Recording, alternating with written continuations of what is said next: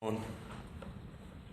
Okay. Yep. All right, my name's Carter Rethwish. Some people know me as the Cardinal Cowboy. Do we have any Cardinal fans in this? How many people see me at the game or at a charity event or a fundraiser? Okay. So, short version of my story, I was hit by a drunk driver back when I was 19 years old. I was in college playing baseball. I had just won the same award as David Freese and Ryan Howard for the Slava Most Valuable Player for my team. They actually won for the league. I lost the award to the champion of the, I won the award for our league, a guy by the name of Brian Rupp. Brian Rupp now is the AA manager of the Washington Nationals, and he played AAA for the Cardinals, got stuck behind third base behind a guy by the name of Scott Rowland. If you guys remember Scott Rowland, our all-star third baseman. So if it weren't for Rowland, maybe Brian Rupp would have been up there. Recently, a buddy of mine, how many of you guys know Kerry Robinson? So Kerry, really good friend of mine. Yeah, Kerry's a buddy of mine. He played for the Cardinals, and he told me, he says, Rupp's issue was he didn't have enough power. He was a decent hitter, but he didn't have enough power for a third baseman. Now, as a middle infielder, which is what I played, you didn't have to have as much power. So he was effectively telling me, I mean, you might have had a good shot at making it because it's not as much of a power position.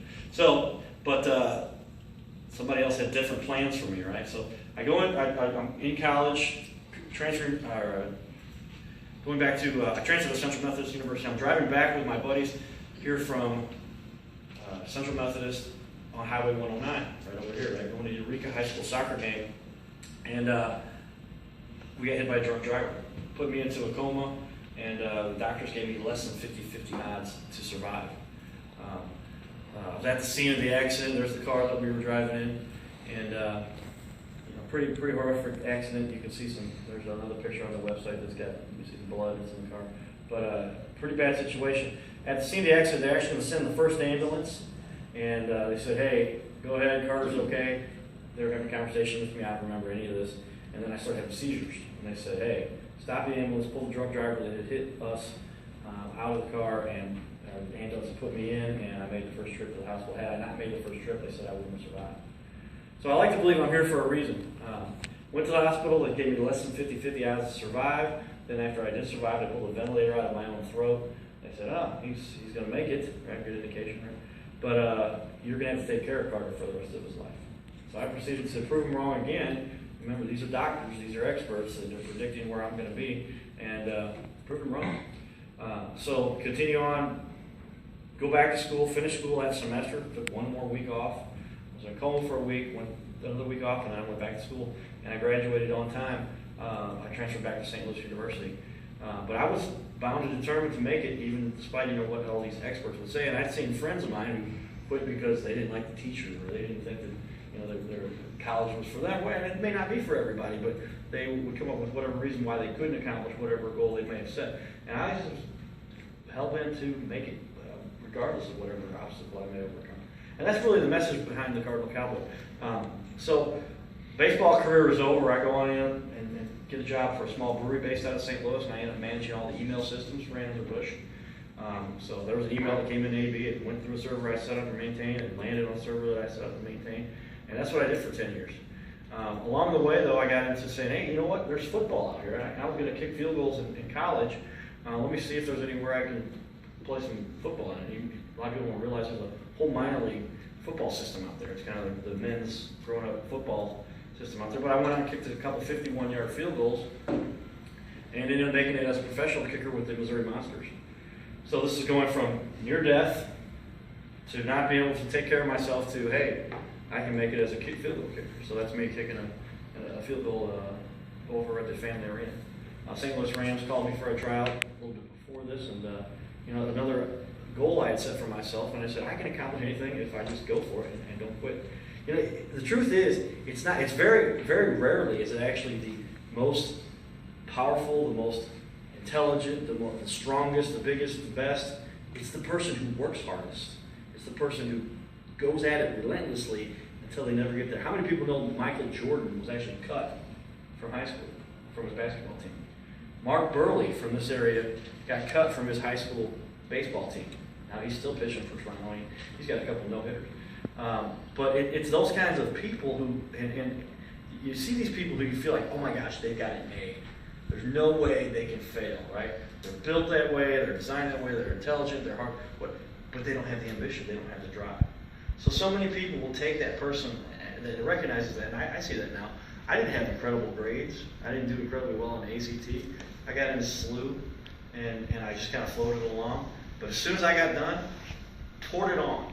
First job I got into, I studied every one of the computer manufacturers that we sold.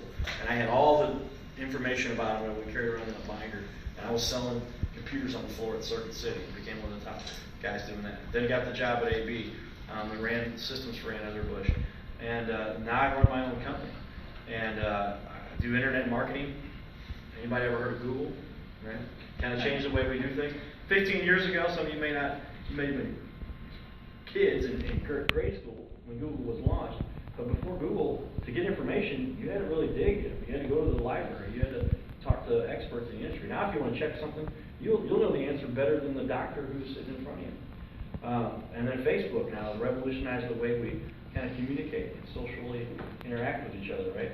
And so it's all changed dramatically here in the last, 5, 10 years. Now we've got a totally different way we function. And you're right, here's some of the discussion. Those who are in the older generation that are 60, 70 years old, they have a tough time understanding the communication resources we have now, and some of them get left behind. They'll hire the person who is just out of college because they've got the latest skill set with the latest technology, whereas the person who is in their 60s or 70s, they can reply to the email. I'm joking about my dad, but he couldn't necessarily start an email. Right? He doesn't. How do you Carter at? What's the at sign for? So we're in a transition mode here in our culture and in the world, and it affects the way we function now. It's totally different. Some people think it's a lot more efficient. Some people think it's too much. Talking about gender differences, what would your guys' reaction be to a girl who dressed up at the Cardinal game like me? Well, she does. You're right, you've seen her a couple times, right? Hung out with her. Great show. Yeah, that's my friend Tanya, most times. She's been, and we got a uniform. But had you not seen, she was as kind of my partner in crime, what if she's at a game by herself, running around carrying a trophy? What would you guys think? Would that be a little bit too much? Is that a little different? I feel like the outfit would be different. Yeah. I feel like you would expect a different outfit. Sure. She's wearing the same thing. Some people thought her baseball pants fit her better than the ones I'm wearing, right? But it's a totally different perspective we have. And do you expect a super fan to be a girl? There's a bunch of them out there. You have to kind of different perspective we have on who you expect to be in that kind of role and to go out and do something that's outlandish. I saw some of the things you guys were talking about and separate the difference between men and women.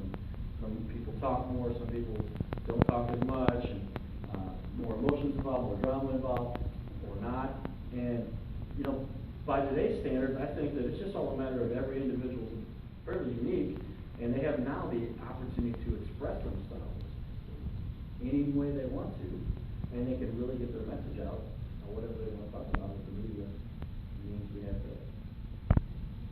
So my message to people is always about, hey, you may think that you're not the best, you may think that you don't have the capability, until you really realize that you've got something that you're really very good at.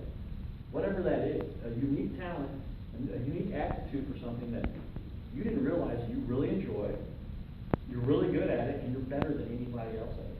And that's all you really need to separate yourself. I'm terrible at laundry. I'm terrible at, I don't even like writing, to be honest much. I enjoy speaking in front of people and talking to crowds. But there's a lot of things I'm terrible at. And I need people to help keep me on track, and I'm always doing too many things and too much going on. But, I need somebody to keep me focused. But that's not what I'm good at. So they say focus on what you're best at, and let the other things come in as they're best. The other big thing I talk to people about is you've got to stay positive. If I were to think negatively, and think about it, this is a physical, real thing. Your body responds to the way your mind is processing, right? Think about it. As soon as imagine you've got an object flying at you, whether that's a baseball or football or just a pillow somebody's thrown at you, your body has immediately started to react to the impact of whatever you've got to prepare for, right? you tense up, you begin to take a different stance. Well, your body's functioning the same way mentally when you start saying, oh my gosh, I'm sick, I'm going to die. Right? And if you believe you're going to fail, if you believe you're not going to be able to get through whatever event you've got going on in your life, your body's preparing for whatever you're expecting. But if you expect that you're going to succeed, if you expect that you're going to be able to do this, then your body starts to prepare. All right, I'm just doing what my mind is telling me to do, and I've got to get prepared to conquer this, to win, to finish this, to be the best. And your mind controls all that. So for me, as somebody who went through what I went through, I realized, fortunately, before the accident, I had the capacity for a lot if I would just never give up. I was never the strongest, never the biggest, never the best, but I still did well in sports and did okay in school, and I found there were some things I was really good at, things I wasn't good at, I didn't focus on. So with that, I take my message and I try to spread it to as many people. If you also want to give yourself a little bit of an opportunity to really see where you're at in life and appreciate where you're at, go visit some of the kids in some of the hospitals. You know, some people talk about how, I didn't get the promotion, I didn't get the job, I didn't get the grade.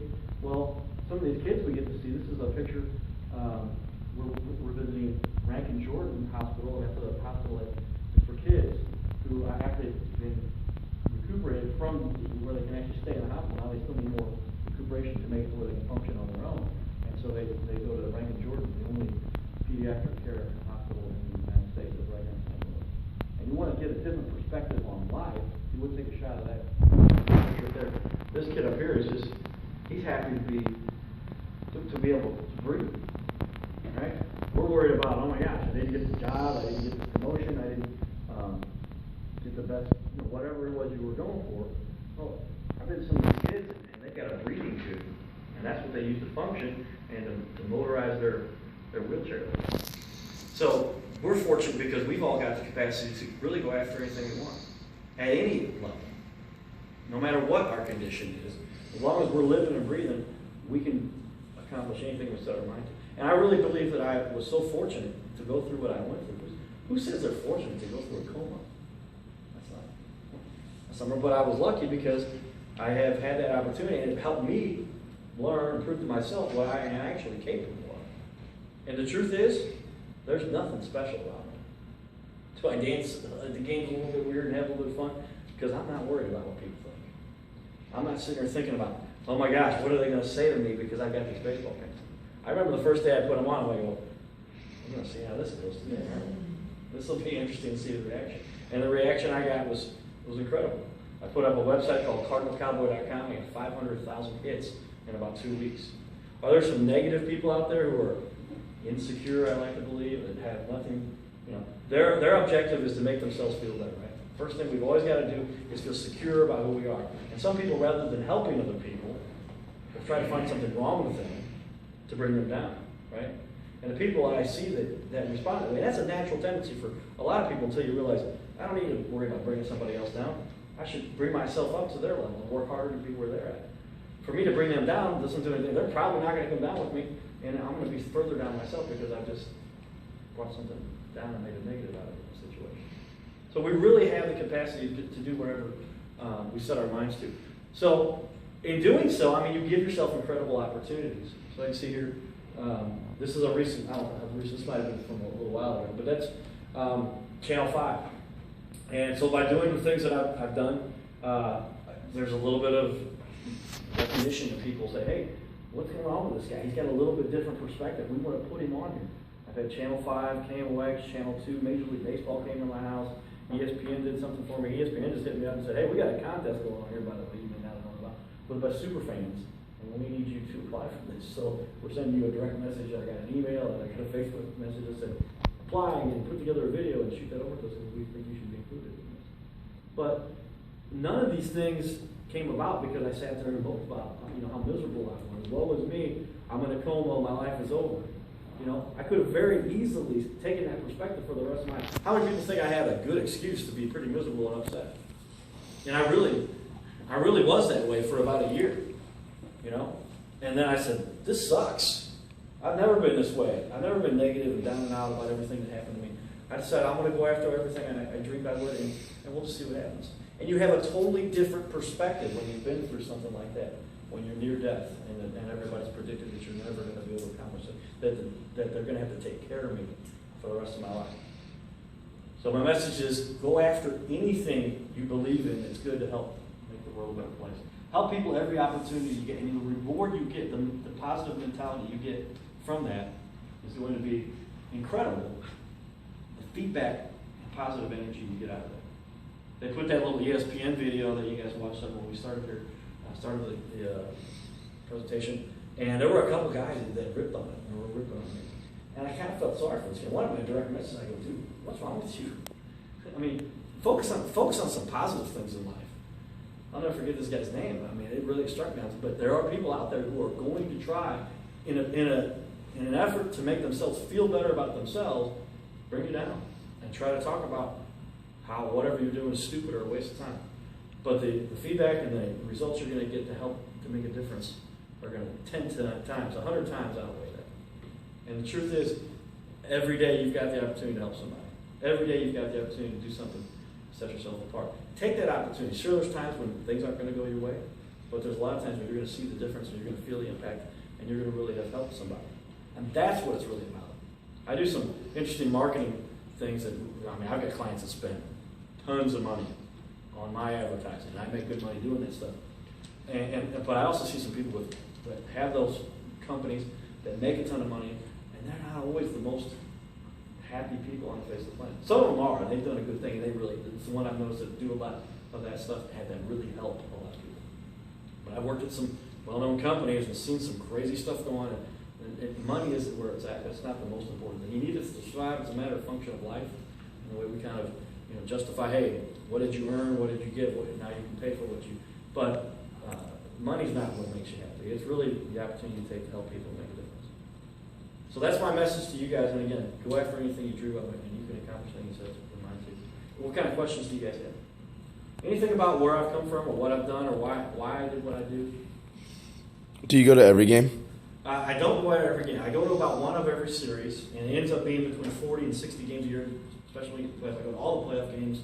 So that's another 8, 10 a year, right, on average. We go to the playoffs 4 or 5 years in a row now. So an interesting fact that some people may realize, when I go to a game, I take pictures, right? But I take 5 or 6 or 10 pictures. Well, I don't publish all 10 or 15 pictures. But the next game they're playing the same team. I may not be at the game for that actual game, but I got pictures from them playing the same team, so I publish the picture. I don't say this is for the game. I just say, here's pictures from Cardinals and go Cardinals. People are like, awesome, you're in the game. He said, I commented. Yeah, the comment I had last night was, oh, your job must be so much fun. And I just published a picture from the previous night when I was there, but I wasn't actually at this game. But the resources are not always there to get to everything. I've got, my niece is going to be in a play tonight, so instead of going to the Cardinal game, I'll go watch her play. And maybe I'll sneak down after the game. I know some people are going to be there tonight. And I try to get to every game, but we all have our other obligations in life. What are your haters, mostly male or female? It's usually guys. It's Why do you think that is? Yeah, I think. Tell me, what do you guys think that is? Baseball pants. It's the baseball pants. Yeah. They don't like the baseball pants. Because your job's I love baseball pants. Yeah. My job's fun. To me, it's so jealous. I mean, super fans from the other teams. Yeah, and I get along. I get along with most of those guys. There's a guy that comes up from Miami whenever the Cardinals play the Marlins. Yeah, and I do. The Cubs fans are some of the best. I mean, you get a lot of fun with them. Whenever I see them, I just kind of start rubbing my face. Rings. Oh, I'm sorry. Did you guys see that? And I make a joke with any team that comes to town. So, oh man, the Phillies, the Cubs, the Reds, we love you guys. If it weren't for you guys, we wouldn't have 11 World Series champions. Appreciate you guys. We couldn't do it without you. Do the players get along with you, or do they? Yeah, I've always, as a former athlete myself, I just kind of stay away from them to not bother them or get into to distract them. Dave Freese is a buddy of mine. He came up to me and said, "Cowboy, the players love what you do. You get the crowd going in times when there's stadium's kind of dead. And it's that adrenaline. How many of you played sports? How many of you listen to some pretty powerful music before you're going to the game or whatever? Get yourself pumped up, right? Same type of strategy. And when you've got the crowd behind you, they call it the home field advantage, right? The 11th man or 12th man in football, or that extra support you get when you're playing, and it gets you that adrenaline. Because baseball, I mean, is really a place where psychologically there's a huge piece of the game, right? And if you're not focused on it, you don't believe. I've studied this where if I go up to kick a field goal and I line up and I go, man, what happens if I miss this? And so what happens? Right? I focused on missing rather than making. I'm not there to miss field goals, I'm there to make field goals. But my mind is already preparing.